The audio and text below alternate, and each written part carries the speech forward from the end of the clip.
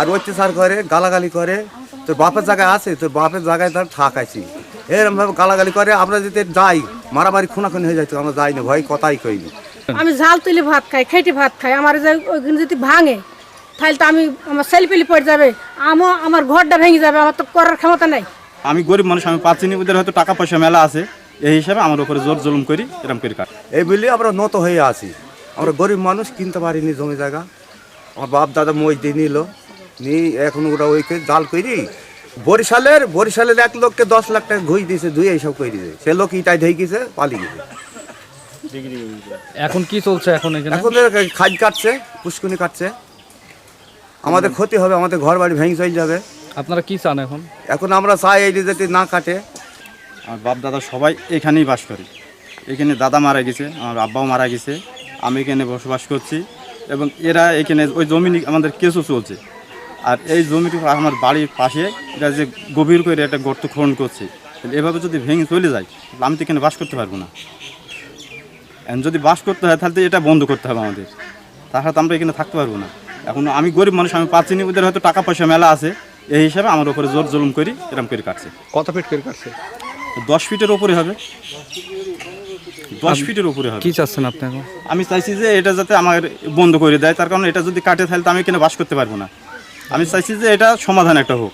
কেন আমি আপনার কি সমস্যা হবে? আমার এটা ভেঙে চলে আসছে, আমার ঘর বাড়ি দেখেন ওই অবস্থা। আমি গরিব মানুষ, আমি তো কিছু করতে পারছি না, আমার তো বান্ধারও কায়দা নেই। কালকে ভেঙে গেলে তো আমি বাঁধতে পারবো না। বিয়ে আইসে তড়ি দেখছি বাড়ি ঘর, সেই বাড়ি ঘরই আছে আমাদের। তারপরেও হইলে ওরা মাছ ছাড়ে, চাষ করে, মাছ ধরি আবার মরা মাছ গুনা, সাপ গুনা আমাদের ঘরে ফেসে ফেলার পর বলি ওই ছোট বাচ্চাটুক বলবি ঘরের মধ্যে ফেলি, তাই বলছি। আবার এখন আবার কাটছে আর বলছে বাড়ি আমরা সরকার থেকে হেলি করেছি, তাই বলছে যেদিন হোক কিনে নিতে হবে না। আমার বাপের সম্পত্তি আমার নামে কাগজ। আচ্ছা, এই জমি যে কাটছেন অনুমতি নেওয়া আছে? কারণ অনুমতি আমরা নিই না, আমরা আপনার সীমানা বেঁধে দেবো, আমার সীমানা বেঁধে নেবে, আমার এই নিয়ে মাছ আমার ঘেটে যায়, বেঁধে নেব। পরবর্তীতে আপনারা আপনাদের সংস্কার করেন বা যাই করেন, আমরা ওই এর বক্তব্যটা দিচ্ছি। সামনে কি নেবে এভাবে আপনি কাজ করতে চাইলে, আপনি যেদিকে কাজ করতে চাইলে আপনাকে পারমিশন নিয়ে আসতে অনুসারে পারমিশন নিয়ে আমি যদি ওইদিকে যদি আমার তো বাড়ি, ওটা তো আমার বাড়ি, ওটা আমার আলাদা সম্পত্তি, কিন্তু এক সম্পত্তি না। না এই যে বসত ভিটা আছে না, বসত ভিটা আছে না, এখানে আপনি যদি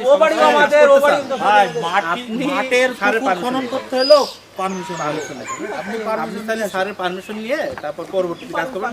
আজকের পর থেকে আর কোনো কাজ হবে না, মাটি কাটার কাজ বন্ধ থাকবে। আর এইগুলো যদি পরেও কাজ করেন না, এগুলো খালি বাজেয়াপ্ত করা হবে। হ্যাঁ, এগুলো আপনি কাজ করেন না, আপনি পারমিশন নেন। আর তারা যদি নিষেধাজ্ঞা যদি নিয়ে আসতে পারে কোর্ট থেকে, তারা তাদের মতো কাজ করবে। নির্দেশনা এটাই হচ্ছে, আসলে আপনি কোনো নিজস্ব সম্পত্তি হলো আপনি তো পুকুর সংস্কার করেন বা যাই করেন, এটাই অনুসারে পারমিশন লাগবে। অনুসারে পারমিশন ছাড়া আপনি কাজ করতে পারেন। যেহেতু এই অনুসারে পারমিশন ছাড়া কাজ করছে, এটা হচ্ছে অবৈধ কাজ।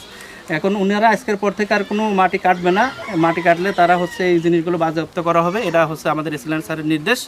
এখন ওনাদের যদি পরবর্তীতে আবার মাটি কাটার প্রয়োজন হয়, তাহলে ওনারা হচ্ছে এই অনুসারের কাছে পারমিশন নিয়ে ওনারা কাজ করতে পারবে।